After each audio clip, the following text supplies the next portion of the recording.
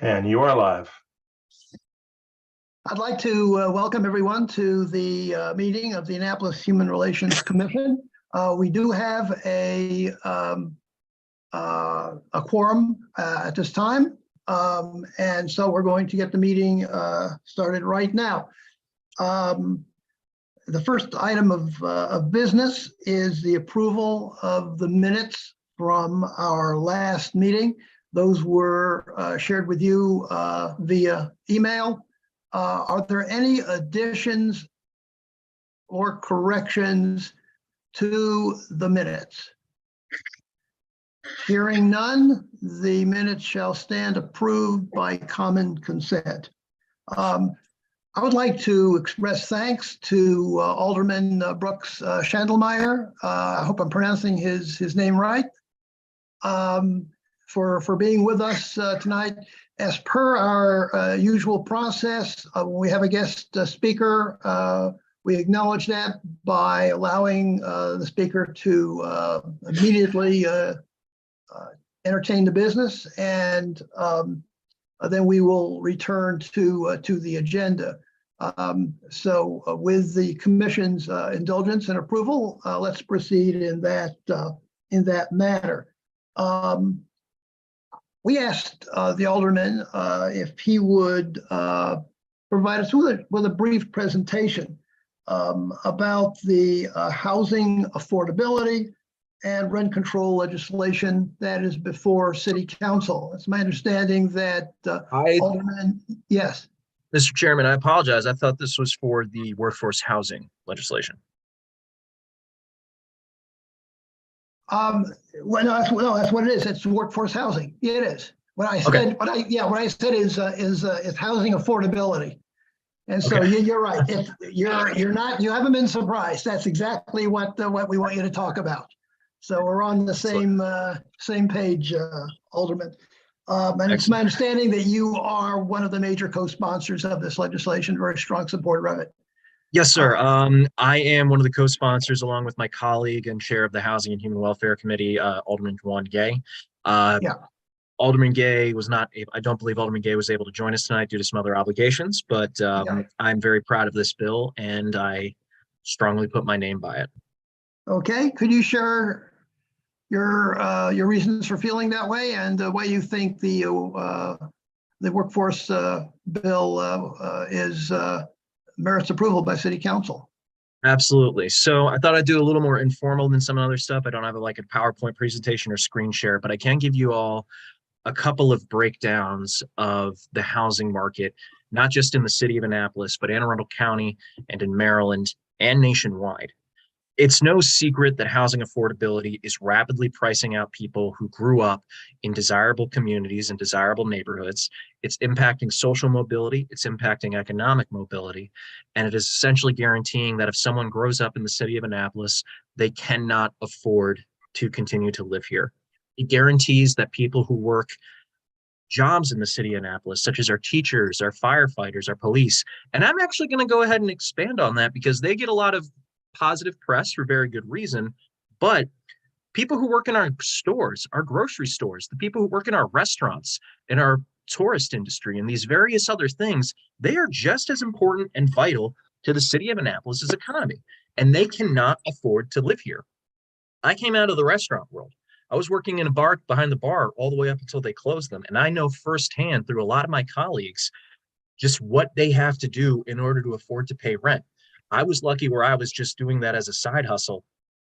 That was their entire career. And they had obscenely long commutes, obscenely long journeys to get back and forth to work and home, or they had to live in overcrowded conditions in order to get by. So the workforce housing bill is attempting to tackle two pieces of this. One, the fundamental cause of our housing crisis. And this is something that is backed up by national data. President Biden has spoken on this, along with Housing and Human Welfare Secretary Marcia Fudge. This is backed at the state level with the Anne Arundel County Association of Realtors. This is backed at the county level with the National Association of Counties having a report for Anne Arundel County specifically. And finally, this is backed in our City of Annapolis Housing Affordability Task Force report. and also in our study, our market analysis study on the city of Annapolis for the upcoming comprehensive plan, we have not built enough homes to coincide with demand. And if you have a supply and demand, if you're as a high demand, like there is in Annapolis, and a low supply of homes, prices skyrocket and they become only available for the wealthy. So this is one, to find a way to increase the housing stock. And two, a key component of the workforce housing legislation is we are providing density bonuses in any neighborhood, in any zoned jurisdiction except for industrial and in maritime, if people build this for people making less, if developers build this for families making less than 100% area median income. So we are not only adding supply to our city, we are adding below market supply to our city for exactly the kind of folks that I was describing about. And I do want to add, for everybody's reference, the City of Annapolis's Firefighters Union did endorse this bill. We are having our second meeting with the Teachers Association of Anne Arundel County tomorrow evening as well to try and get their support. The Caucus of African American Leaders supported this bill, and we're working with the NAACP to try and get them on board as well. So we are trying to build a diverse coalition for something that is always a tough fight. You folks always see anytime a development comes up, everybody shakes their fist and goes, oh, those greedy developers want to ruin Annapolis. But all that is done since we've done that for the past 10, 20 years has been effectively put gates up outside the city. I was finally able to afford to buy a house of my own 1 year ago. And the reason that I got into the housing market like that wasn't because I was chomping at the bit to go and buy. It was because my landlord was going to up my rent to a point where my wife and I, who both have two very good paying jobs, would have been put in the cost burden category. That's paying over 30% of our income into the cost of housing. And the only reason we were able to afford a down payment is because we got married in our 30s. We were like, we don't need stuff, just give us money. We crowdfunded a down payment. That's a bit dystopian. What's that mean? Dystopian? No. It's the crowdfunding your down payment. Oh, I'm sorry. I'm letting my millennial show. I don't know if you've ever heard of the website GoFundMe. Yeah. It's basically where you put out an ask to a large group of people and go, this is what I'm trying to do. Can you provide funding for it? So sometimes it's used as a investment mechanism for a small project, but what is becoming increasingly the case for things like health insurance or medical coverage, or in my case, down payments of a house, it's to just try and get these basic life support things by. So I essentially put out to my entire guest list for our wedding, my wife and I, just give us money because that's what we needed to do. And again, we're two people who each work two jobs each that are good paying. Myself working for the American Hospital Association and on the city council, and my wife working at Anne Arundel Community College as the member of the registrar's office and also as an adjunct professor. Those two things in a healthy market should have allowed us to buy a house very comfortably and save very comfortably. But the city of Annapolis costs have gotten so bad that we were not able to. I'm going to give you guys, before I conclude, just my little brief spiel on this. According to our most recent study on the housing market in Annapolis, and I can send all these to you, Mr. Keller, when we're concluded, these things that I'm referencing, just so you all have them for your information. Thank you, the average rent as of using 2001 data was over $2,000. The average cost of buying a home in the city of Annapolis is over $600,000. And something that I found, and if you feel free to question my methodology on this, but I just did this as a quick look for what can happen if someone ends up in a housing insecure situation, such as needing to flee a violent partner or a violent relationship, potentially getting evicted, or just a massive fight with a roommate, what have you. On apartments.com, if you were to look at what apartments are available today, like you could move in right now or move in tomorrow, that cost in the city of Annapolis boundaries, that cost $1,500 or less, there are 6 available. in a city of 40,000 people. That is apocalyptically bad. So I would welcome you all's support on this. I welcome any questions you may have. I'm very excited about the opportunities that this bill will provide. It is a tough fight, but I guarantee you, you will be on the right side of history if you support this. Okay. Well, first I'd like to just mention we've had three commissioners join us, Linda Mundy, Jay Williams, and Rosemary Ketchmar. I'll briefly say something about Rosemary. Rosemary works for the FAA, and she just walked out of a meeting with the Secretary of Transportation, Pete Buttigieg. So thank you so much for joining us, Rosemary. I didn't think you were going to be able to make it. I'm delighted that you're able to. I'm on an adrenaline rush. I am like so full of adrenaline. Meeting Secretary Pete and also the Surgeon General Vivek Murthy.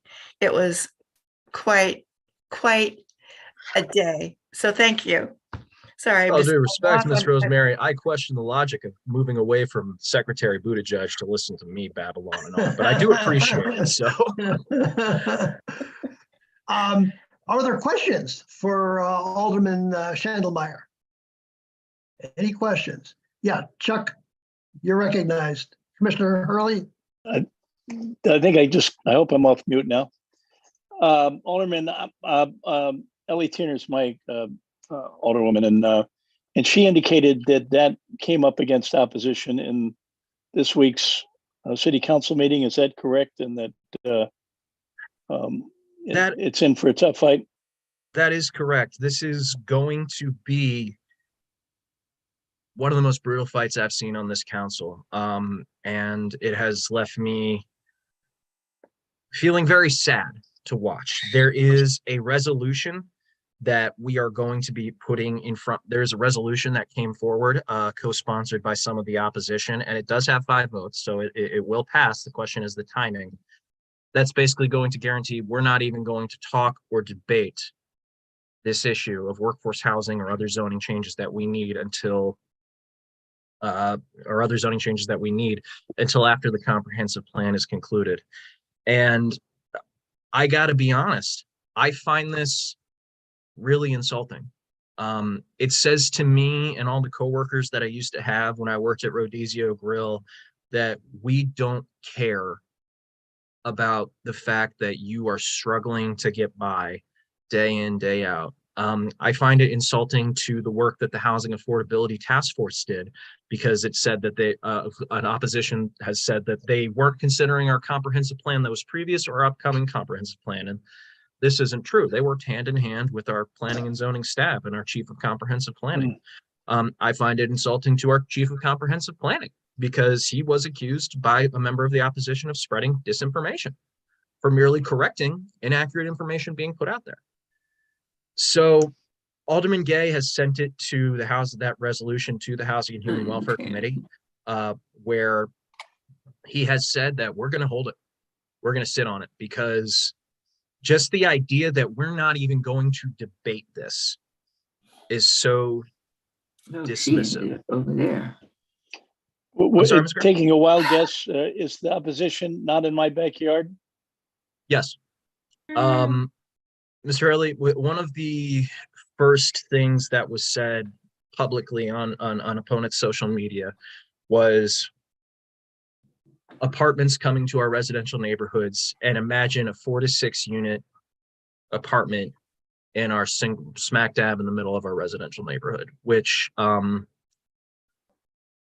is a lot of language that gets used against denser, more accessible housing options.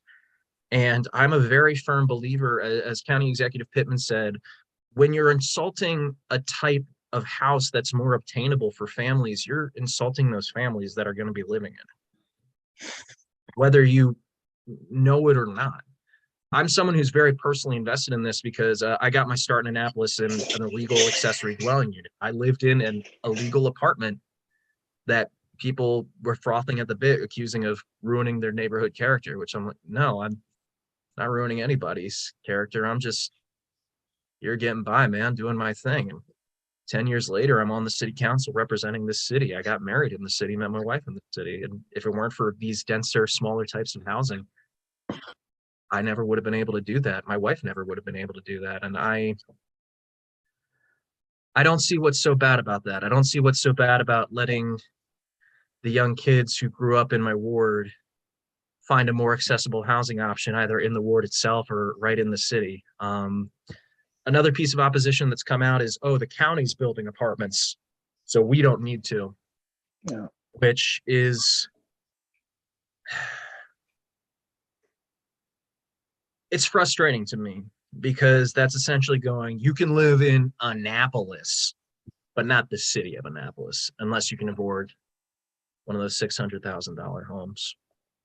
And then finally, a piece of criticism that has come out about this, and it's actually something that I'm personally the most excited about, is this would open up neighborhoods that were previously zoned only for single family homes to smaller, more accessible, more sustainable units. They'll still have to follow rules like adequate public facilities. They'll still have to follow setbacks, etc. But by turning what used to be a house on a quarter-acre lot that you had to be able to pay that giant bucks for into 4 or 6 smaller units, you've taken a pretty good step towards economic and racial go hand in hand in the United States desegregation. And it does need to be said, the roots of single family zoning go explicitly back to segregation. You have the Buchanan versus Worley Supreme Court case, which explicitly forbid racial zoning. Luckily for city planners who wanted to be racist, but not explicitly racist, Duncan McDuffie out in Berkeley, California, kind of created this modern type of zoning where he was able to lobby the Berkeley City Council to only allowing homes in this one neighborhood and the neighboring neighborhoods as well to be these big giant lots that only wealthier, and in the 20s, this meant white families, could afford to live More there. recently than the 20s. I mean, color of law indicates that it's, and that was enforced by our federal government. That is redlining, etc. That is correct, because this ties directly into, after the city of Euclid, Euclid versus Amber Realty Supreme Court case. Fun fact about that: the person who wrote the leading decision, the leading opinion on the Euclid versus Amber Realty case, this is the thing that created modern single-family, industrial, commercial Euclidean zoning. That case was originally just about trying to keep factories out of this one town. There's no evidence that that was any kind of racially motivated thing that I could find, but other types of dwelling weren't mentioned. Apartments weren't mentioned. The Supreme Court deliberately mentioned and called out apartments should be banned in that, calling them parasites. It's quite interesting, and the argument against it hasn't changed. It's just become maybe a little politer. And I'm not exaggerating, by the way. The phrase apartments are a parasite was used.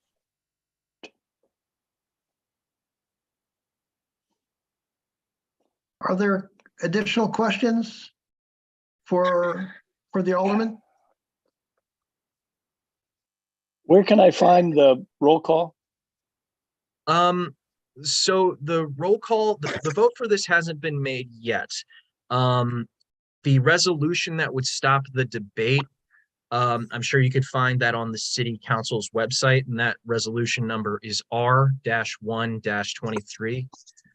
The resolution you start the new year off with is to shut down debate on a below market housing bill. Thank you. Words fail me, but it's something that needs to be encouraged against, while also pushing for this housing affordability angle and this workforce housing bill. And come comprehensive planning debates, we'll probably be right back in front of you guys, because there's going to be some housing fights in that comprehensive plan debate as well. But the current situation shows that we can't wait for a process that at best is going to be finally voted on in the fall. we need to start working now, even if all it does is just send the message that we care about this crisis. Hi, Linda. Thank you. Alderman, would like to thank you for joining us this evening and for sharing your thoughts and views on this subject. I appreciate receiving the information which you said that you would send to us. I will send it to you right now, Mr. Keller. Although, or Mr. Chairman, I believe Miss Mundy has a question for me as well. Oh, okay. All right. Commissioner Mundy. Hi, Brooks. Thanks for coming this evening. Did you want to give us like a little heads up about any other legislative work that you are doing? I know there's a rent control. There is a rent. Think that we should know about. Yes, so there is a minor differentiation on what that does and rent control. So we are debating the creation of a rent stabilization board in front of Housing and Human Welfare. It is something that I am very in favor of. The difference between rent stabilization and rent control. Control sets the price. It is this for here as long as the tenant moves, as long as the tenant is living in this situation. Rent stabilization is, we tell you, you can't raise rent above a certain amount, a certain percentage, kind of tying with inflation. The rationale why we want to go the stabilization route over the genuine control route. Control, while very good for a small number of people, does have a tendency to end up having people who are renting housing. It makes them sell it. And a lot of families who are renting, if it suddenly goes up for sale, can't afford to stay in that unit, can't afford to stay in that city. Versus stabilization gives a little bit more flexibility. So we're starting the debate process with it. It is something that I do believe will pass. I want to add the caveat that it will be life-changing for a lot of families. It will not be the cure for the housing crisis. Again, the housing crisis is something that is caused by we just have not built enough units, and the units that we build, we essentially guarantee by law that they're going to be the most expensive thing possible, due to only being, most of the city being zoned single family on the majority of our land. But it will be something that can help. It is a Band-Aid on a hemorrhage, but again, that is something that can help. And tackling the housing crisis is going to require a lot of different approaches, a lot of different work. Something a good friend of mine who is a massive housing advocate at the state level said that I like, and so I'm going to blatantly steal it from him, but at least give him credit. He said that a good housing market is a lot like a three-legged stool, and you need all three things. And those are, you need a healthy supply, you need stability for the people in that supply, and you need subsidies for people who can't afford that supply. Kind of help them out too.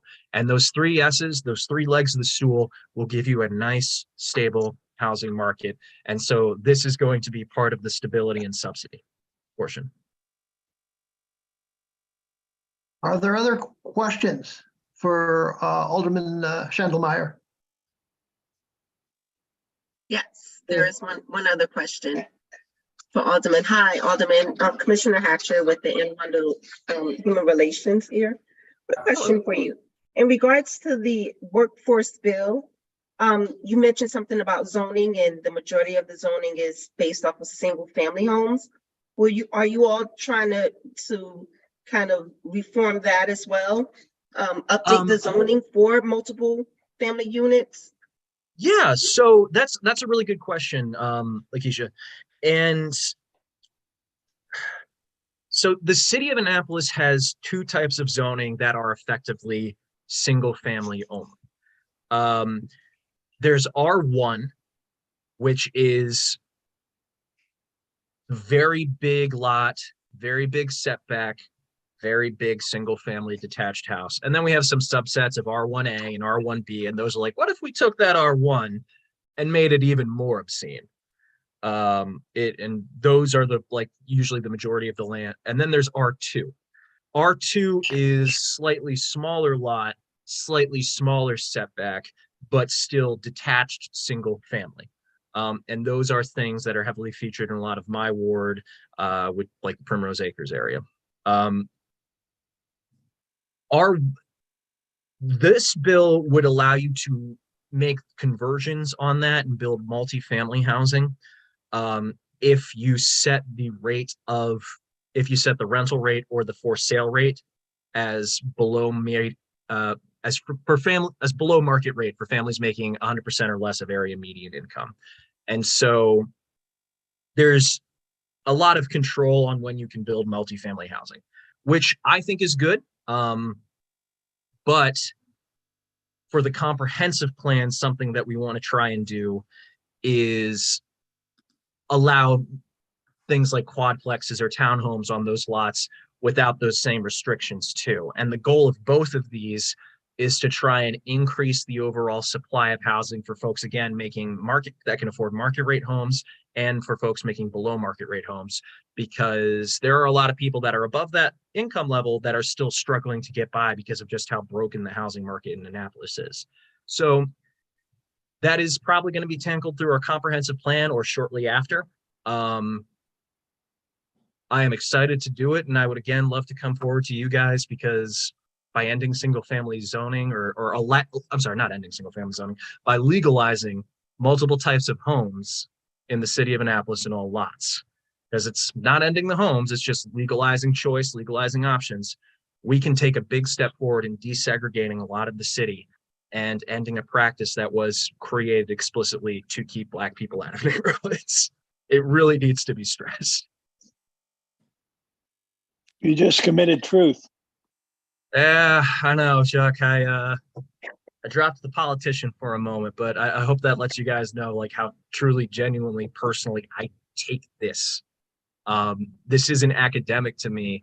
I don't know if you all read this article by Dana Monroe that came out about 3 weeks ago talking about women trying to flee domestic violence situations and just are having difficulty getting into permanent housing in Anne Arundel County because of just how bad the housing market is here. And one example that I saw just absolutely made my blood boil. A woman had to camp out in the woods while months pregnant with her 2-year-old because the shelter was full. And then when the shelter opened up a spot and she was in there, she stayed as long as she could at the temporary shelter, couldn't find housing, and had to go back in with her abuser. Like,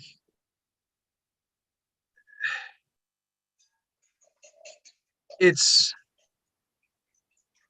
embarrassing and infuriating how we see stories like that, and then it's not even fail to meet the moment, but actively run away from solving the problem, that really leave me emotional and frustrated, to put it politely. And if you catch me at the bar and talk about it, I'll say it a little more colorfully. But Mr. Keller, I have your email address here. I will send you those 3 reports I referenced earlier. And any support for that or support for other attempts to really try and fix our truly broken housing market are always appreciated, even if it's just a quick conversation to give you guys an update on what's going on. Thank you so much for joining us this evening, Alderman. Really Thank you, Mr. appreciate Chairman. it. Thank you, Mr. Chairman. Everyone, thank you so much for your time. Thank you, Linda, for inviting me to participate in this. And I hope I didn't bore you guys. Hope it was fun. You definitely didn't bore us. I can assure you that, Alderman. Thank you. Bye. Okay, thank you again. And we're going to return to this issue, commissioners, in just a moment, but I don't want to forget the 2 items that we jumped over in order to be able to provide the alderman with a full opportunity to speak to us. The first is our staff liaison report. Judge Barber, do you have anything you'd like to share with us? Well, my report will be very brief. We did oversee the purchase of the tickets to the MLK breakfast. And we also, I believe, I made sure that the commission had the award, the plaque that was presented at the breakfast. And we also were made aware of the pending complaint that was the last complaint that was presented to the commission. But beyond that, that would be my report at this moment.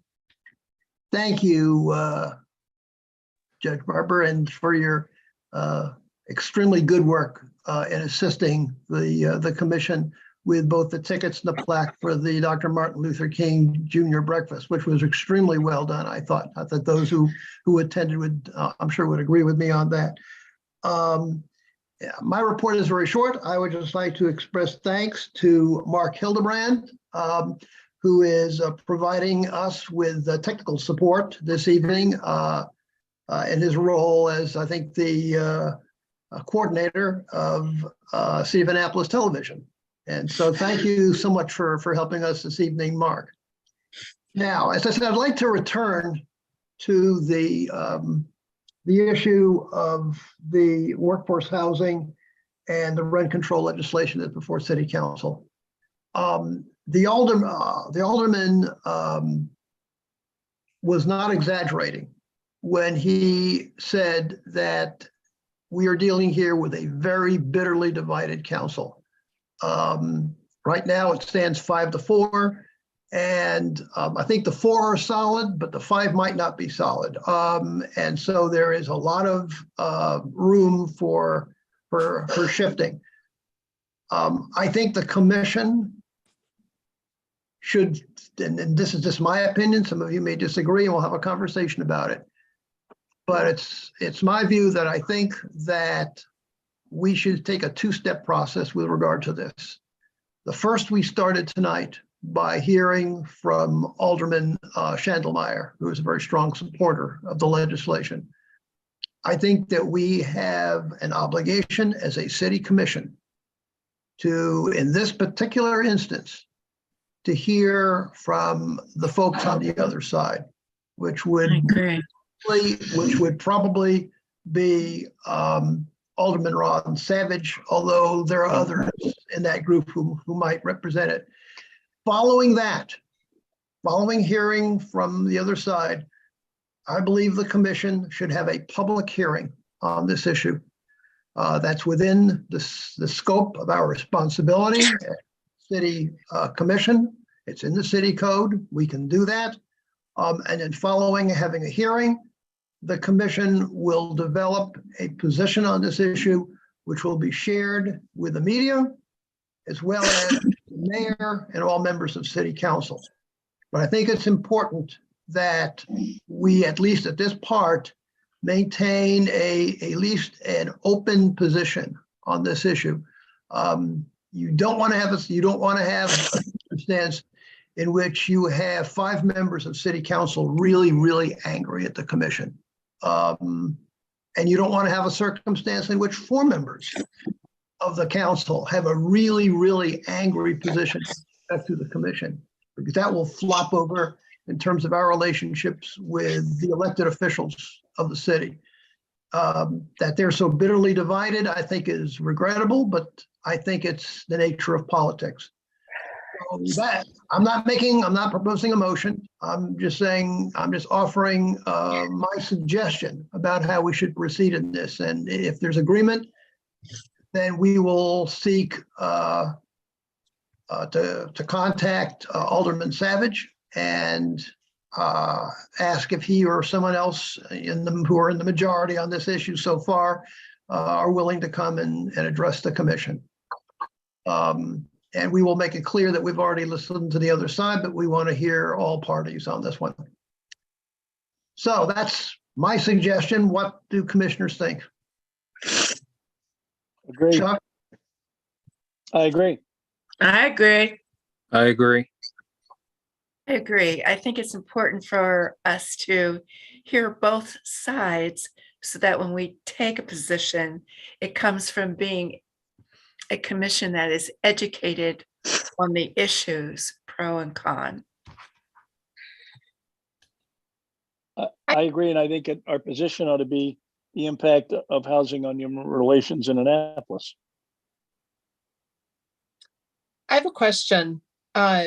Why would we not instead listen to the hearings that are the public hearings that they already had, where people came to testify for 2 already, and then listen to the housing committee meeting where they talked it through and invited some of the people that were opposed, I believe. I mean, I just feel like it's a little bit duplicate effort, and I'm just wondering why we wouldn't just try to catch up on what's already been done. That's a I very agree good- with that too. That's a very good point, Me too. Linda. There were 2 hearings before City Council. City Council had 2 hearings on this issue. We'd have to check to see if there were videos or audio tapes made of those at that. Are there, Tricia? I see you're nodding your head. Every council meeting is recorded. You can go access that through Granicus, which is the city's meeting schedule. So you can just go to you can look up the number of the resolution. If you go to City Council on the city's website, you can go to meetings. You can see recordings of the videos. They're even organized in a nice way so that you can go to the specific legislation and hear public testimony on that. You can hear council debate. You can also see, because they're public meetings, you can see recordings of the council work sessions or the council committee meetings. So you would be able to also see where they were debating or taking testimony in other situations. When they are in their committee meetings, those are not places where there's public testimony, but there may be presentations that are made in those settings that would give you more information. But all that is recorded, accessible. It's really easy to go and see. If you miss the I'm not opportunity able see to it find live. it. I've been on the website for half an hour looking for R-1-23. Can't find it. And when I go to public testimonies, I can't find the hearing. It must be. So are you, so what you Linda, want, you probably can help me out where we can get it. yeah, so if you go to City Council on the Yeah, website, I if you am. go to government, Right. go to City Council, I'm there. okay, and then you see council meetings. I'm doing this by memory, so bear with me. Okay. Let me get back. Okay. I don't find the website all that easy to navigate, and I'm not Another 100% on it, but option, another option, Chuck, is City Council agenda minutes, and then view public testimonies. so don't do that. Go to City Council, go to council meetings and minutes. You can look up in 2023 the number of an ordinance and be able to pull that up. It'll probably give you information about the particular Okay, ordinance. I'll just call. Yeah, and I'm going to actually look. I'll actually come up and provide commissioners with the URLs that they have to Great. to address. I was And going to I'll offer set that it up too, on- Mike, just so I by- can give you the yeah. connection so you know you can follow them. Perfect, Tricia. Thank you. Thank you. And with respect to the housing organization that Linda made the reference to, did they have was that last report which they put out, was that in relationship to the hearing that they held? What did they do with the notes from the hearing that they held? Are you familiar with that?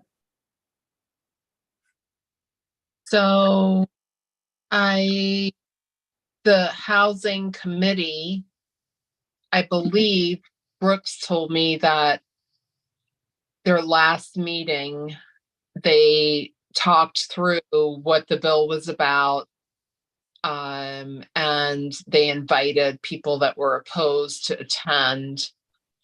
And then I know that people have testified before the city council several times before the meetings. So I could find out, I could ask Brooks, like, what are all the pieces that we need to watch to get caught up on everything, including what people who are against this have to say. If you could do that, that would be very helpful. And what I can do is, once I have that, I can put together a packet for commissioners that will, that they can use to become more familiar with the issues that are involved here. But then at the end, if there is still a desire for the commission to have a public hearing, we can do that. I mean, if folks, after they've read everything, have pretty much solidified their opinions, then that's one thing. But it's very possible that in order to get unanimity on the commission, that we may want to sit down and have a more lengthy conversation about aspects of the bill that we think ought to be changed, or other suggestions or ideas that we have. You know, I am aware of, I've spoken with many of the commissioners on this, and I do know there's a variety of opinions on our commission about this subject. So I will, though, proceed to extend an invitation to Alderman Ron Savage. He is sort of the leader in opposition to the bill that Alderman Schandelmeyer, Gay, and a couple of other aldermen are pushing. And so we'll invite him. We'll do it at our March meeting. And then after that, but before that, I'll compile, working with Tricia, a packet of areas, or packet of materials that you will find useful in terms of getting more information about that. And that will include the two public hearings that occurred at City Council. And Linda can provide me with any additional information that she has that she's going to get from Alderman Schandelmeyer. And that will serve as an educating function for the commission. I do think we really do need to, I think, take our time on this, but not let this drag out for months or months. I think this is something that we can come to a conclusion on, I'd say shortly after our March meeting. Is that okay with everyone? Yes. That's Okay. fine. Great. Hey, Chuck, what was the resolution number that Brooks And stated? I found it. It's R-1-23. It doesn't, I can't see who the other co-sponsors are. I believe Ellie Tiernan is also a co-sponsor, and perhaps Yeah, one she's other. Yeah, and I guess I was able to navigate through the online to see where the videos and things of that nature are held, and it seems that from the hearing on January 23rd, the video is not currently available. They're still working on the minutes for and the video for the January 23rd, but you can see video from January 9th. Or at least it seems that it's there for January 9th, but that wouldn't include, because that wasn't a resolution, or R-1-23 seems to be the resolution for January 23rd. And I don't know quite what was happening on the 9th, but it does seem that there is some information on the website. You have to do a little bit of digging though to get there.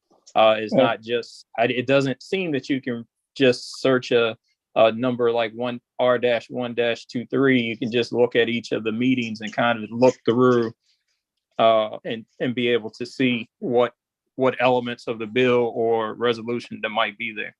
You actually can do that, Jay. Yeah. But we'll I'll get together with Mike and kind of lay out the method of I doing think so. Mark has something to add to that. Yeah, I just Yeah, want to Mark. make everyone aware that if a video is not available on Granicus, the video without any of the legislative annotations on it are available on the city's Facebook page and the city's YouTube page, as boards and commissions are on the city's boards and commissions page. So just like we're streaming now, we stream live to those sources on all committee meetings and city council meetings. And while Thank you. That's good. Yeah, and again, those who are in the four that strongly support this bill are Alderman Chandlemeyer, Alderman Gay, and Alderman Tierney. And I believe the other party, the other fourth person is the mayor. So that, as I say, it's I'm pretty sure about that, but I could be wrong, but I think it is the mayor. In any case, we'll go forward on that. I think we've got a plan and we're going to proceed with it. Going to the next item on the agenda tonight is to get a report on the latest about the Police Accountability Board in Anne Arundel County and the Police Accountability Coalition.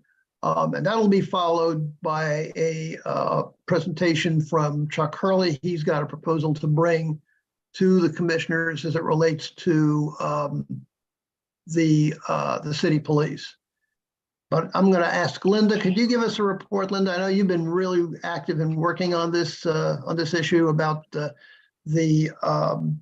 Police Accountability Board that was established as a result of the reform legislation passed in the last session of the Maryland General Assembly, and the work of the Police Accountability Coalition that has disagreed with the approach that's been taken by the county executive to certain degrees. Anything you'd like to report to us? There have been articles in the Capitol on this issue, but I think your perspective would be very useful for us, Linda. So, thanks. I just want to say that my perspective is kind of a friend told me so thing. So, I'll just say that up front. I've recently gotten re-engaged with SIR, Showing Up for Racial Justice, and they're very active in the Police Accountability Coalition. There's several members in SURGE that have attended every single one of the Anne Arundel County Police Coalition meetings, and listened. They're not supposed to talk apparently, and yeah, they have observed a lot of disturbing things. One is that the Police Accountability Board does not allow people that have committed felonies serve on the Police Accountability Board, and there's just a real issue with that. From several members of the Police Accountability Coalition, because they feel like if anybody is going to have experiences with police that perhaps were negative and need to be looked at, that would be important.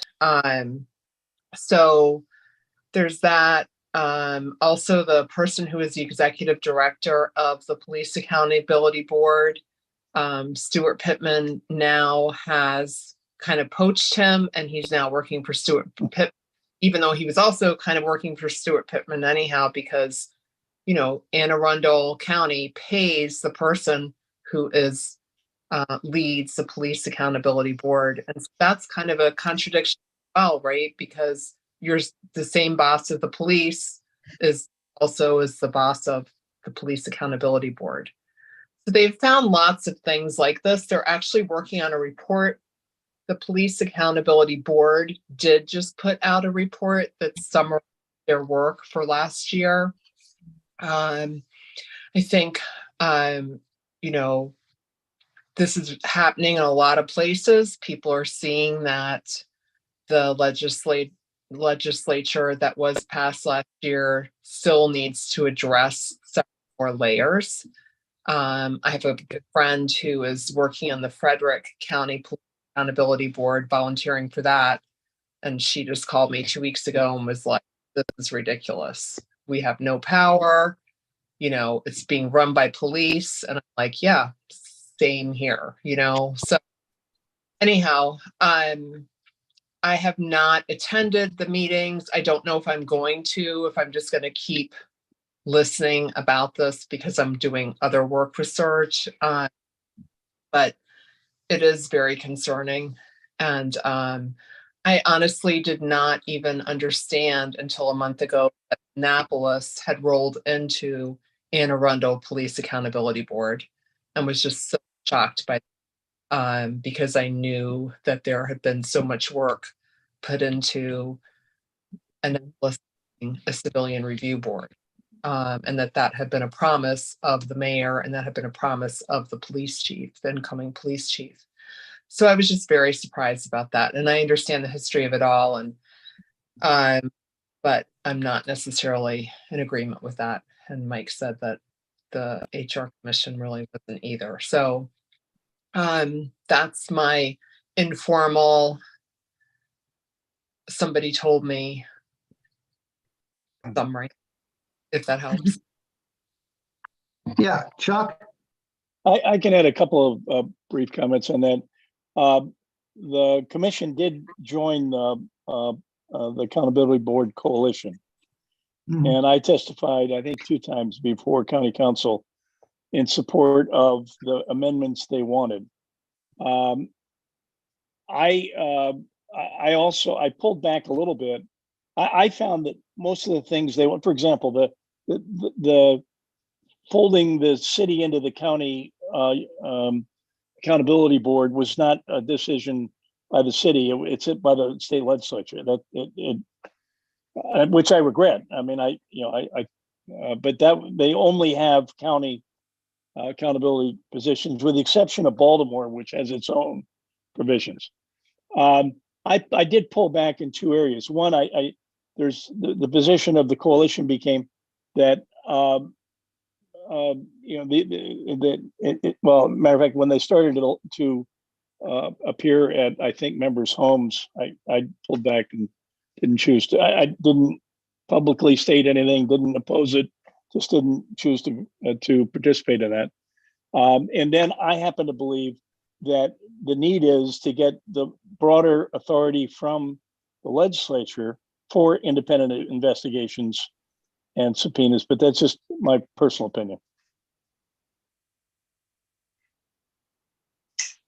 Linda, do we have any indication whether this issue is going to be revisited by the Maryland General Assembly this year? I remember when they adopted the last police reform package, that the presiding officers in both houses, both the Speaker as well as the Senate President, said they really wanted the General Assembly to sort of digest all of this before they take it up again. But we've had this latest tragedy that occurred in Memphis, and that I thought might cause the issue to be re-examined by the General Assembly. Is there any indication that the legislators are going to take this up again, or are they still sort of wanting to wait and see on this? Well, I think that was call to action from the Police Accountability demonstration last Thursday, the press conference, is that they are asking legislators to look at further, more decisions about how to maintain these police accountability boards. So I know that there were some specific call to actions. Unfortunately, the reason I was late is I can't find my charger. Somebody in my house must have stolen it. That's right here. So I apologize, but I know that there were some calls to action on that. They were a little bit general, but there might have been a couple of specifics. And I know Surge is having their legislative update tonight. So I can forward that to you if I find it. Okay, thank you. Thank you, Linda. Are there any questions for Linda? Okay, if not, Chuck has got a proposal to share with the commission as it relates to some issues that we may want to raise with the City of Annapolis Police, but also with the mayor and city council. Chuck, could you share your thoughts on what you've been Actually, talking two about? items, Mike. The first one, I'd like to give a brief report on the work that Commissioner Lakeisha Harris Hatcher and I have been on joint city county human relations commission efforts. Yeah, sure. And I would invite her comments on this after my brief comments. We invited Carl Snowden to meet with us on January 18th. I think there were 5 commissioners from the city and 2 from the county. Carl spent an hour and a half with us talking about the history of incidents in Anne Arundel County and in the city, which is not a pretty history. And Lakeisha and I have talked again, and I was hoping to do it this afternoon and got away from me, to invite Alderwoman Rhonda Pindell Charles, who I have a lot of respect for, to also sit with us and discuss what she thinks would be the best approach in order to make some progress on race relations and human relations in the city and county. With the understanding, I mean, just in the last year, I believe I'm correct, 2 things. One is that there were 9 incidents of desecration of houses of worship, both and Apostle Palmer's Kingdom Celebration Church, and I think 1 or 2 synagogues. That obviously is deeply offensive to everyone. And but what approach would and we got some of that from Carl. We'd like to get some more from Alderwoman Pindell Charles. Lakeisha, do you have anything to add to that?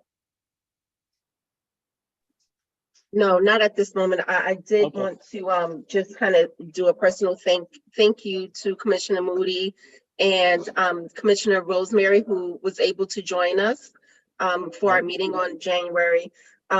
Based from that meeting, I know that part of our intentions is to get as much information as possible, which is why we are reaching out to people like Mr. Carl Snowden. We also want to eventually reach out to a police department that handles the, whether it's the city or the county that handles hate bias incidents, and get their intake so that we can, collaborating and be able to be more effective with educating and just kind of doing outreach and spreading the word to hopefully minimize hate bias incidents, accidents, offenses that's occurring. So we're educating ourselves. It's where we are wanting to, this is delicate. And so we want to really provide as much as we possibly can to help an issue, not just do something because we're doing it. So I wanted just to add that part, and that we plan on trying to meet monthly if possible. I absolutely agree, and Lakeisha and I should have a more full report at the next month's meeting on that subject, Mike, and when we get a meeting with Alderwoman Pindell Charles, if any other commissioners want to join us, we would welcome that. I thought there was a new hate crime legislation that either passed or was up for reconsideration that focused on toughening the civil remedies aspect of hate crime legislation. Did that ever come up in your connections It's with. getting in the conversation with Carl. Now, was that, Claudia, was that a state bill or? State. Okay. Mm-hmm. We ought to look at, I'll, maybe we can talk offline. I'd like to look at that as well. Sure. Okay, Chuck, you have Yeah, on a, the second issue, I bet we all have been, I'm not even sure what the right word is, deeply offended and rattled by the incident in Memphis. And I, as many of you know, I worked with law enforcement for 40 years during my work with MAD. Ended up, as the chief mother of MAD, and worked with some of the best cops in the country, and also worked obviously with some that didn't deserve a badge and a gun. The Memphis incident indicates to me that sadly in 2023, we still tolerate that kind of behavior by law enforcement. And obviously, I think we all agree it's an offense against the Constitution. And so I kept replaying in my mind. I've been in checkpoints and ride-alongs in I think 30 states. What steps could we take that would prevent this from ever happening again, beginning in the city of Annapolis? Obviously, I hope others would later join. And here is the current thing. And Mike and I called Mike for the meeting coming up. I called him this afternoon. I guess we talked for an hour or so on this subject. Here are my thoughts, and I'm not sure my words will be precise, but I think one of the things that would set the right process and tone is for the city council to consider a resolution or an ordinance that would require the chief of police to present a plan to be voted on by the council on use of force, and also to sharply encourage de-escalation as a strategy, both by police and by other units that could be, I think, more broadly involved, such as mental health and others that we. Who else did we talk about, Mike? Certainly mental health and others that would not be armed policemen in incidents. That obviously what happened in Memphis was a complete command failure. I was in the Navy, and if anyone in the Navy did that, the commanding officer would be removed immediately, because at every step of that process, it was considered acceptable behavior to wait 19 minutes to render aid, and everybody knows the tapes as we watch them. And so I would recommend we consider, and just to get the discussion going, a motion that would ask the city council. And by the way, this is not aimed at Chief Jackson, who my understanding, not my second, I obviously active with the Caucus of African American Leaders and others, and I find that he has pretty broad support and is doing many of the right things. This is not aimed at him at all. It's aimed, I think, to set a precedent that the policy on use of force shouldn't just be a police department policy. It should be a policy voted on by elected officials, such as the city council in our case, county council, other legislative bodies in other cases. But to perhaps present to the city council a motion that we considered here at the Human Relations Commission to do two things. One is to ask that the chief of police be directed to prepare a comprehensive policy statement on use of force, when it is legitimate and when it's not legitimate, and also to the maximum extent sensible to engage other other skills, including mental health, and there were others, Mike, that we talked about. But non-enforcement personnel, wherever that makes sense. And Mike asked that he and I talked about. He asked that I present that in the form of a resolution, and so I'm not sure how to get it in the right words. But I guess I would. Chuck, I think should we I had do that really now? discussed, I think the second thing that we had really discussed was that we would encourage the Annapolis Police Department to give a greater priority to de-escalation. Yeah, absolutely. As opposed to the amount of time that police officers spend on weapons and use of weapons. I think that was I think one of the two. And you're right about your point about asking the city council to work with the police chief in developing a policy, if they currently don't have one, dealing with use of force. We did discuss the broader issue of perhaps changing the role of police with respect to interaction with, say, the homeless, the mentally ill, with those who are using drugs, even traffic offenses. But I don't think we had reached. At least I didn't feel that we should bite that one off right now, so to speak. That would be my sense. I think we should focus, one, on the use of force, and the second, that priority be given to de-escalation. Given to de-escalation.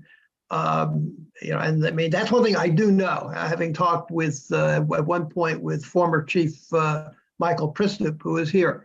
And he acknowledged to me that, they don't give a lot of attention, or as much attention as they probably should, to de-escalation, and that a lot of attention is given to training in weapons. And so those are, I think, the two that we sort of reached. Do you agree with that? Yeah, I don't know that I've got the right words, but do you want me to make the motion, or you want to make it, Mike? Or? No, you can make it. Okay. Can we just a little bit first before you make the motion? Oh, What? sure.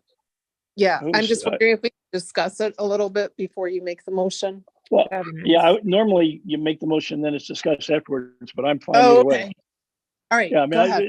it's not an intent to cut off discussion, I assure you. Okay.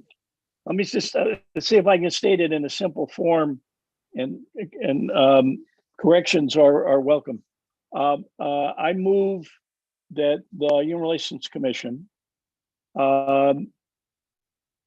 send a letter to the city council with copy to the chief, asking that the city council require of the chief to present a comprehensive plan on use of force, and second, to expand as much as possible efforts and training of de-escalation.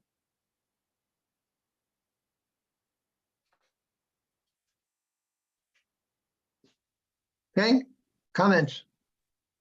I have some questions, Chuck, just Sure. for clarification. When you say a comprehensive plan on use of force, are you asking that the police department provide their general order regarding use of force, or something else? Well, I would like to see there. That's part of it, I guess. I would like to see that presented to the county council and have them vote on it. And that I think that the city council. I'm sorry, did I say that right? City council, I meant. Sorry. That I think that is a policy that should be approved and amended, whatever, by elected leaders, rather than just a policy of law enforcement as a standing order. But by comprehensive, what I mean, I worked with, for example, some of the best law enforcement in the country. The California Highway Patrol is always pointed out. It obviously begins, and Jay and I served on a group that was aimed at recruiting, the recruiting process needs to be strengthened. Obviously, training, discipline, leadership, all of the components. Many of us continue to hear the word that the culture of Memphis absolutely permitted what happened. The Memphis Police Department, not the city, but the police department. And so I'm not sure I have the magic words, but that's what I meant by comprehensive, and that it include not just the specifics of training, for example. It's broader than that. It's not. It's got many aspects. You mean like no chokeholds? Yeah, I'd start with that. You mean Well, I like mean, so people get extra bonus points if they de-escalated? Well, I would leave. I would hope that we could just begin that conversation, even though I'd spent a lot of time all over the country in this. I'm not sure I'm an expert in all of the fine points. I think we ought to begin that conversation by asking the city council, ask of the chief, who I believe is well regarded in these areas. This isn't aimed at him personally, but he's not going to be there forever. I think the city council ought to set in place policies that or directives that would strike the right balance between enforcement and de-escalation. I'm sorry. Well, I just yes, have a question it about- would include those things, obviously. I have another question just on the same topic. Sure. Just more general question, because Annapolis does have their use of force general order, like online. You can Google it and read it,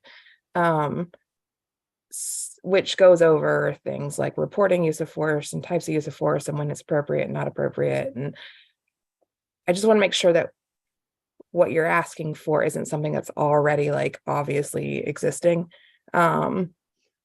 So I'm not sure that it's been reviewed by and voted by the city council. I mean, I think that's where I think it shouldn't just be left as a general order. Even though so you want basically the police chief to be willing to open a dialogue with city council for them to review the existing general order and offer suggestions that the police will actually hear? Not only suggestions, I would ask that they adopt the policy, that they review. And by the way, it's not a hostile climate. The chief has a lot of support on the city council. We're not going to try to interfere with that. But I don't know that the use of force policy ought to be only a policy of the police department. I think it should be set by people that have a broader view of things. Chuck, do you mind if I offer something? Oh, yeah, of course. So there is a practice or an avenue for council to review departmental orders. I think you want to navigate this carefully because, sometimes you can affect change within the organizational culture and behavior through the exchanges, perhaps with the chief, so that, first to know and understand what is in place. I think what Commissioner Moody was saying is an important point. It's, from a knowledge base first, to find out find out what you think might not be there first, so that there's a knowledge base there from the standpoint of what has already been created, what kind of just information, what training is in place, what training might not be in place. Yeah, normally, Tricia, I agree with you, but we see a pattern, thankfully not in Annapolis. Yeah. But we see a pattern across the country where incidents keep popping up, often with tragic consequences involved. And I don't think it's enough for, I'm guessing, I doubt the city council has taken a real close view of, for example, the standing order the police have. But I think that ought to be, for example, in Memphis, I actually think that the county, the city council of Memphis has some accountability issues on funding and allowing that incident to occur. It was so completely out of control. They hadn't set the right parameters. I don't know enough about the chief there. I think she's new. I think she's trying to do the right things. But I don't think those policies ought to be solely within the purview of law enforcement. And it's not a hostile thing. I've got the highest award IACP gives out, the J. Standard Baker Award for working with them I like cops, but when you see that pattern happen over and over and over again around the country, I keep trying to think, what could we do that would make it not happen again? And that's where I ended up. But I respect your comments. Chuck, what harm would there be for if there's interest on the part of the commission to actually review the current policy that's in force? I know I've not read it. I don't know what's there. I think I read it, went back when we did that study, 4 years ago, Mike, but I haven't read it since. What study are you? There's no harm. But again, I don't think the policy should be set solely by law enforcement.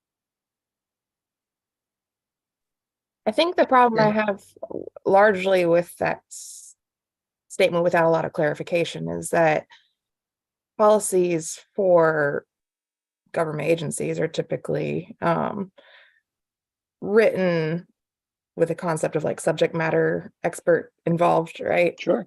So if you have, I think automatically if you bring the idea of without reviewing your existing policy, we've determined that a new policy needs to be set forth and it needs to be approved. I want to review the existing police policy. department. Right. But like that approach seems very much not what you're trying to do. You keep saying, I'm not trying to be hostile, but it comes across hostile for someone on the other side where it's like, well, we have a policy and have you even read it? And what's wrong with it? You haven't even told us what's wrong with it. And why does someone that's not a subject matter expert in policing get to tell us that it just needs to be rewritten and, this is what it is without some sort of discussion involved? It may be fine without any change whatsoever, but I think it ought to be reviewed and adopted by the city council.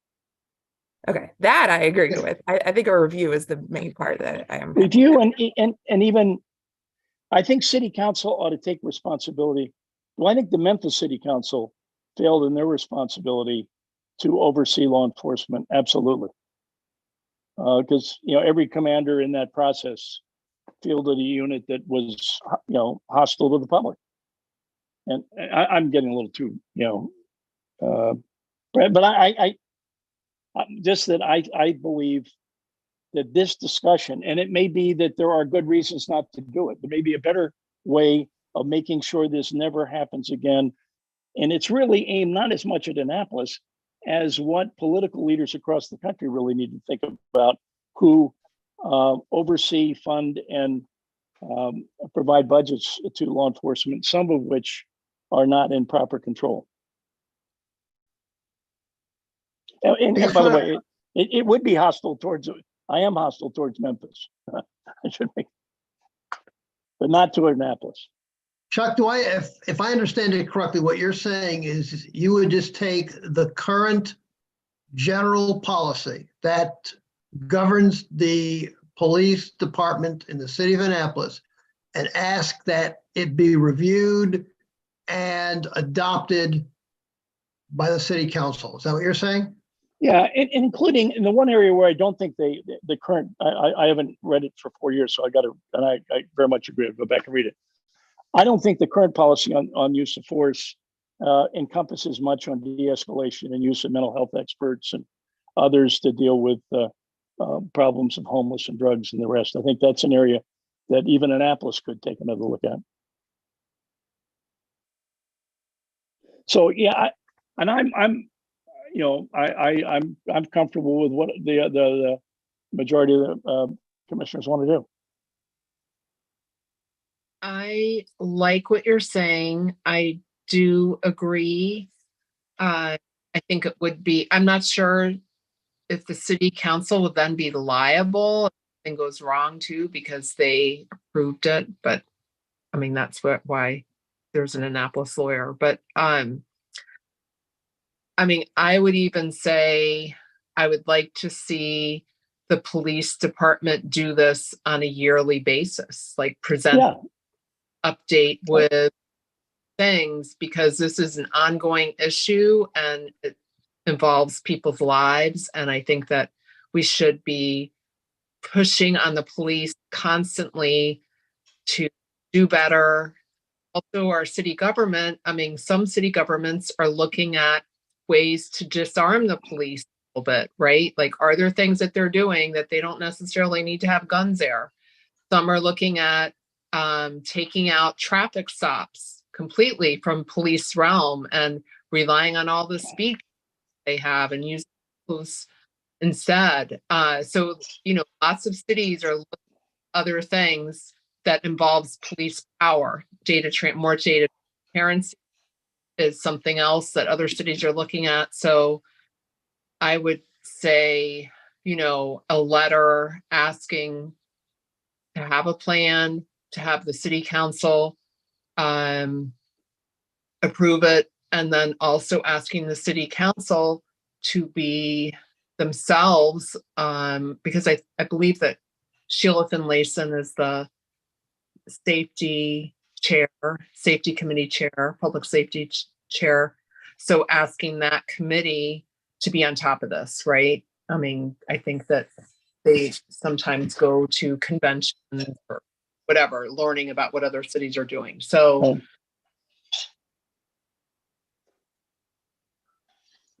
the only part, I agree with everything said with maybe one exception.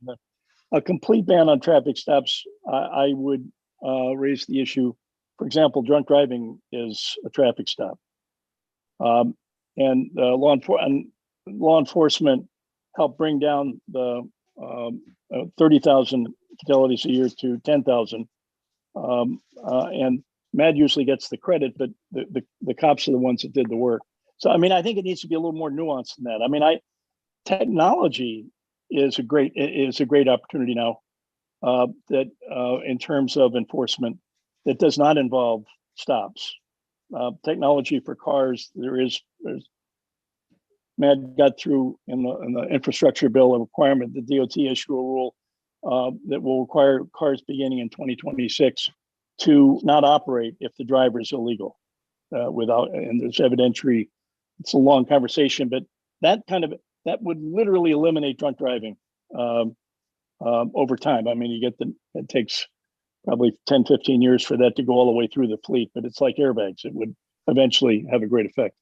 But other than, I agree on there are a lot of things cops get asked to do that are the toughest jobs in America. And I've met some of the finest people in law enforcement that do them, but they get asked to do all the things we don't want to do.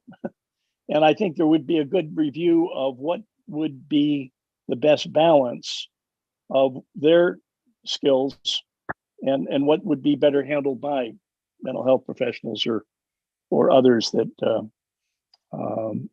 would not involve the potential for violence. Chuck, what I'd like to do here is to get a sense of where the commission is with respect to the whole issue of the use of force general orders. Catherine, what do you think would be useful for the commission to do as it relates to the use of force guidelines by the Annapolis Police? What, if anything, do you think would be useful in terms of an action that would be taken by the mayor and or city council? Well, I think before we, like as a commission, really come up with a solid plan, we should all probably read it and review it and come up with like our own personal notes of what we like to see happen. But personally, I think it would just help for us to ask them to just review it themselves and also ask for, either a representative of the police department or the chief to be available for answering questions that they may have when they're doing their reviews, offer any resources as far as other general orders that are tied into it or types of training that are completed, any stats that they might need to present to city council while they're doing their review. Because I think that bulking it up wouldn't hurt. It has been rewritten as of March of 2021, so it's not super old. So I'm not sure what was changed in the new rewrite, but making sure that everything's covered that needs to be covered for, the purposes that Chuck was mentioning. But I think it should largely just be a review first. I think that going immediately into, we want city council to approve your general orders that exist, might be like a later step, versus just let us review it and take notes of what we would like to see in there, we being the council, or anyone else, I guess us too, if we wanted to, but that's my suggestion. And I would imagine that the police probably do some kind of regular reporting, and would they do it to the safety committee? So I'm also just wondering if Sheila Finlayson maybe some of their report. I mean, because that's how the council is looking at it, I believe, right now.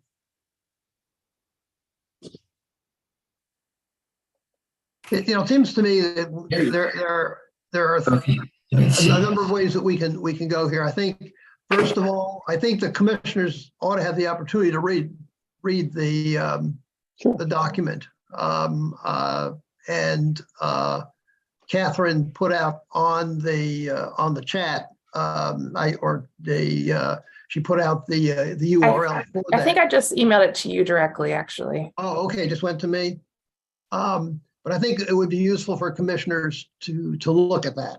The second is, I do think that I'm not hearing there's any opposition on the commission to ask the Public Safety Committee of City Council to review the existing position with respect to use of force and to make suggestions to the police department on it.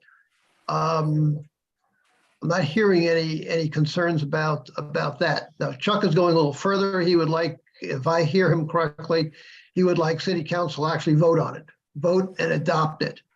So you've got two different ways you can go forward on this one. Am I summarizing that correctly? Yes, I think you are. My final point is that the system we're currently using to eliminate racial bias in policing isn't working. And I think it largely is working in Annapolis, but I think we need to come up with a system that would prevent these tragedies from happening in the first place, rather than dealing with them one-on-one. Well, excuse me, I'd like to say something.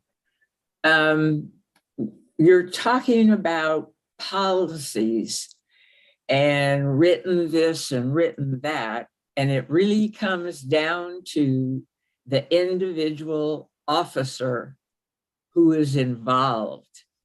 I have done training where attitude and biases have been involved. And through training, you can see who has them. There are things that you can give, they can answer them, and you know where they stand. Plus, there's training. I have seen where people do role playing, and you have somebody that you know would be apt to do something violent. These police officers are coming nowadays from all different environments and experiences. And I have seen where you have somebody, and we did training over 2 weeks, and I have seen people who have had negative attitudes. And when you get into role playing and they have to be the person on the other side, there can be a change in their attitude.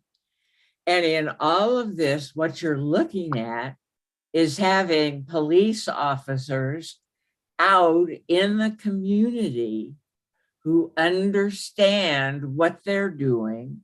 And you can have the policies of what they can do and what they can't do, but it's going to come down to their own body of experience and knowledge as to what they do in a situation.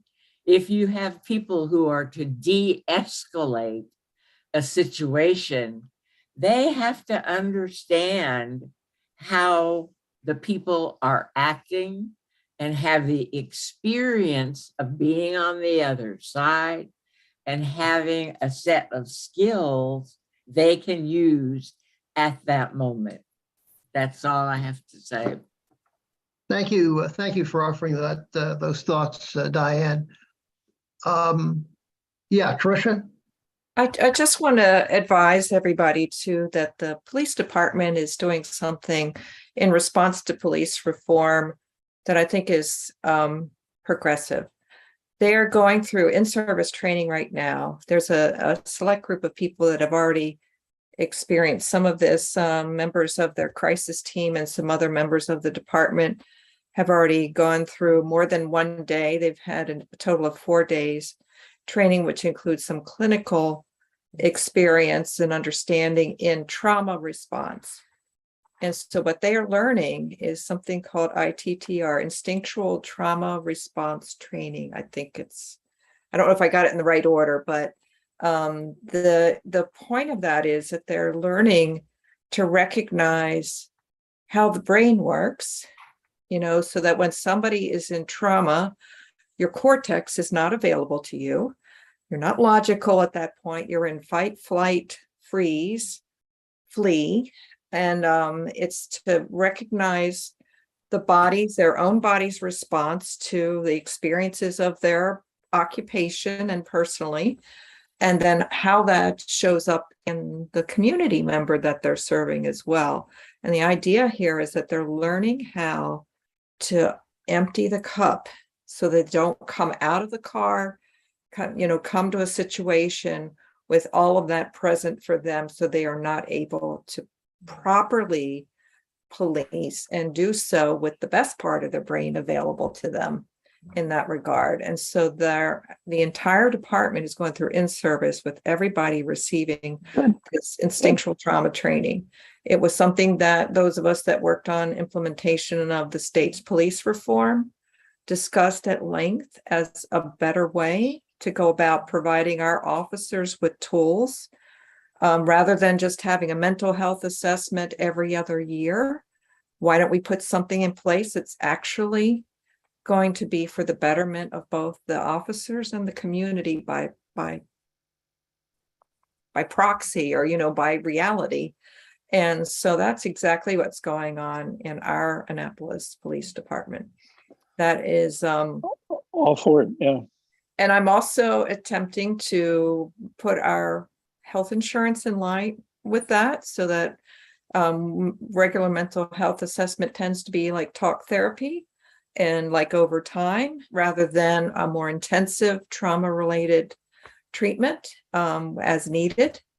And so I have to, because our traditional health insurance isn't really designed this way, I'm working with our health provider, our broker, to extract out a benefit level that we can provide to our employees that is trauma-based therapy, so that it's not just that it's happening, but when it becomes extreme, that we can go about giving people the right resources in that regard.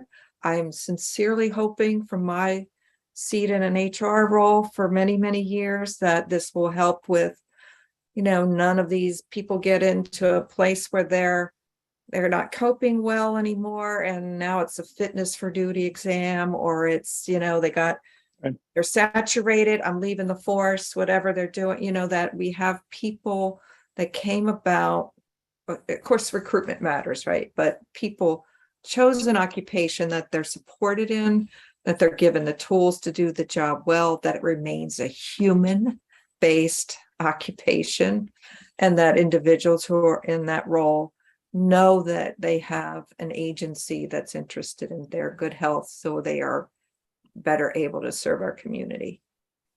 That's Tricia, what we're doing. well, thank you for reporting that to us, Tricia.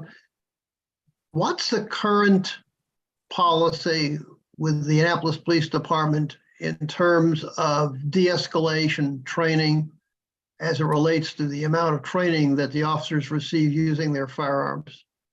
So I don't think I can speak to that intelligently off the cuff. I do believe that they've had de-escalation training. I don't know where that stands in terms of how contemporary it is and how recent that is.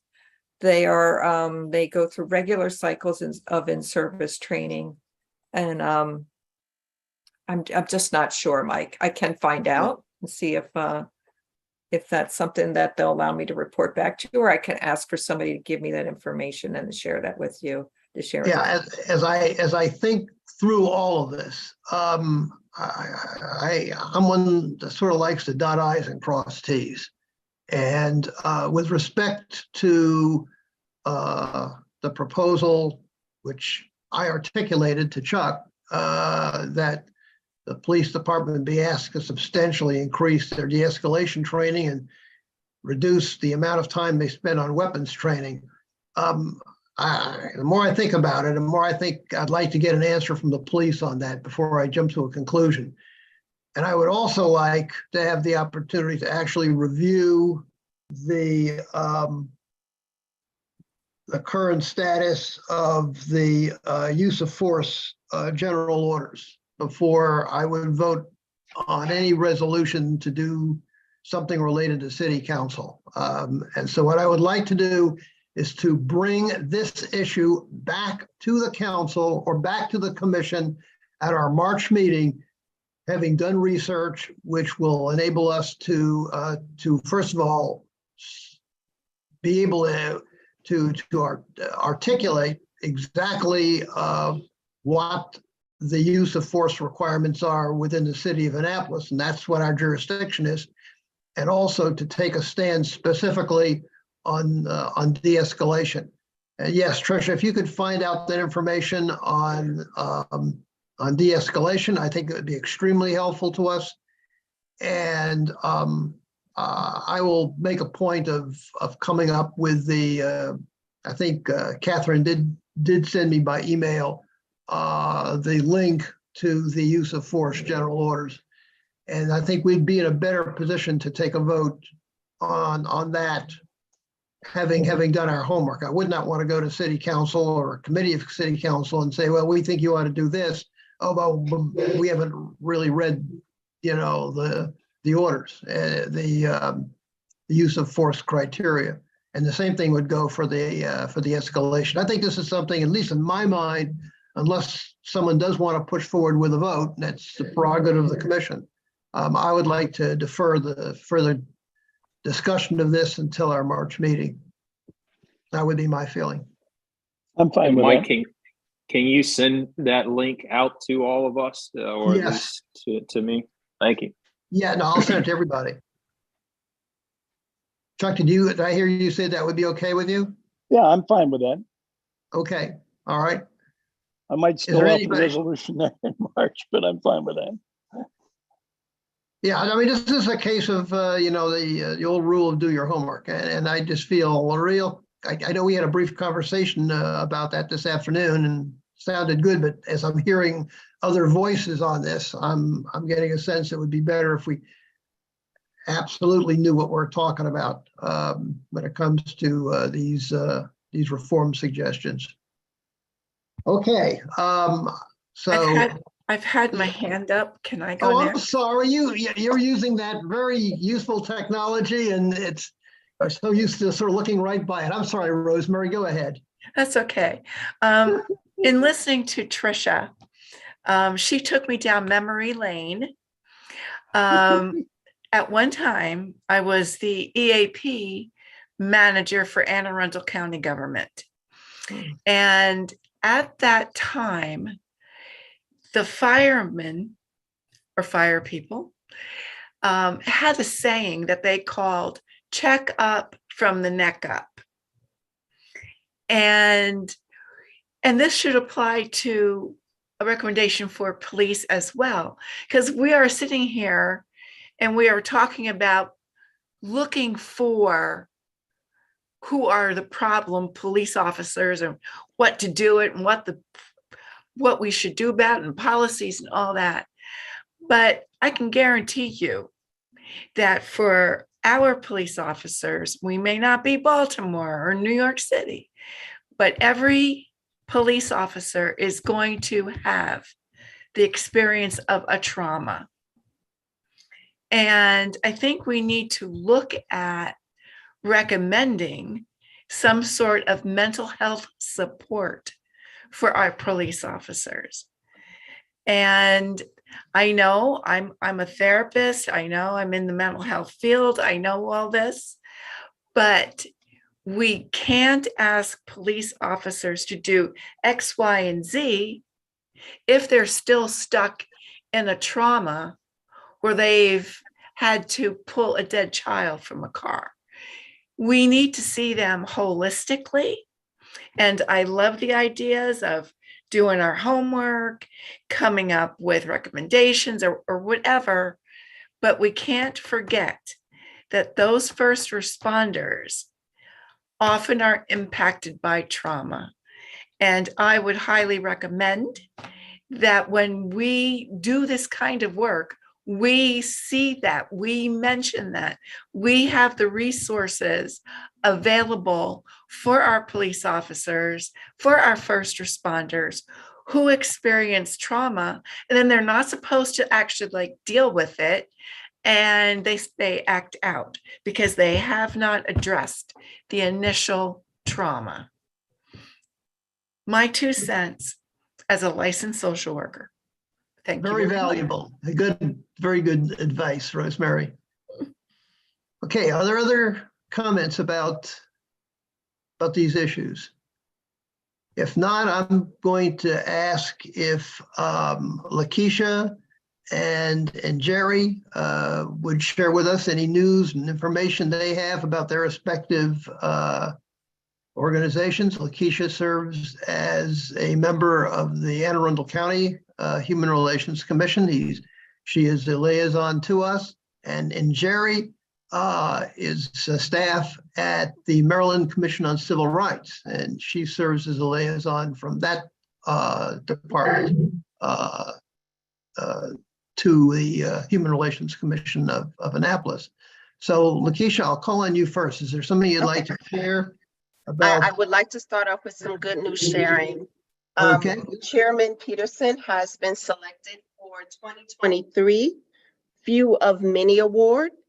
That will be hosted on the 16th of February from 6 to 8 at the Blue Heron Center in Annapolis. So I believe that there is availability or space for those who would like to attend to see our chairman of Anne Arundel County Human Relations Chairman Peterson receive this award. So it's the 2023 Few of Many Awards that he's been selected to receive. That's some good news sharing there. The other thing is January 25th, we've partnered up with Anne Arundel Community Development Corporation to view a social injustice documentary called Testing and Developing. And part of that documentary included a panel discussion of which it speaks to the intent of needing to have testing when it comes to real estate. and seeing how some of these real estate agents need some education when it comes to anti-discrimination in regards to race or even disability. The community that was highlighted was Long Island, and there was a huge disparity of neighborhoods that was almost like redlined in a sense. So, you know, testing, you hire people to go out and see how people of all walks, race, creeds, nationalities are treated when it comes to renting or even trying to purchase a home. So that was a huge event. It was very informative. And I believe that they're going to have something else coming further on down the road. I will keep you all posted if there's another event that comes along. So that was something that happened on the 25th of January, based off of the Tyre Nichols brutality and murder. The Anne Arundel Human Relations Commission did release a statement that, you know, we're really advocating police reform. And a part of that police reform includes things like banning chokeholds, practicing de-escalation techniques rather than force with weapon, and some other things. So on our Anne Arundel Human Relations website, you'll see a statement that was released by the commission. And I think that's it for now that I wanted to share with everyone for the time being. Thank you, Lakeisha. Thank you. And Jerry, is there something other things you'd like to share as it relates to the work of the Maryland Commission on Civil Rights? And good. You're now off mute. Yes. Not at this time. We do have a couple of events coming down the pipeline. So once those flyers are available, I will email them to you, Chair Keller, or whoever you designate for them to be sent out to everyone else. Oh, thank you. Yeah, absolutely. I would love to receive those, and we'll share them with the full commission. Thank you so much. Sure. Is there any other business to be brought to the commission this evening? Hearing none, we will adjourn the meeting. I wish everyone a good evening, and I'll be working with other commissioners and with our staff liaison, as well as with Tricia, to pull together information that the commission will have an opportunity to review in advance of our March meeting. And I'll also reach out to Rob Savage to see if he's available to attend our March meeting, and if he's not, to designate someone else who could represent that particular perspective, so the commission can move forward quickly on the whole issue of what our role will be in terms of the workforce housing issue and the rent control issue. So if there is no other comments by commissioners or any other actions that you want to take, the commission shall stand adjourned. And I wish everyone a good evening, and thank you for attending our meeting this evening.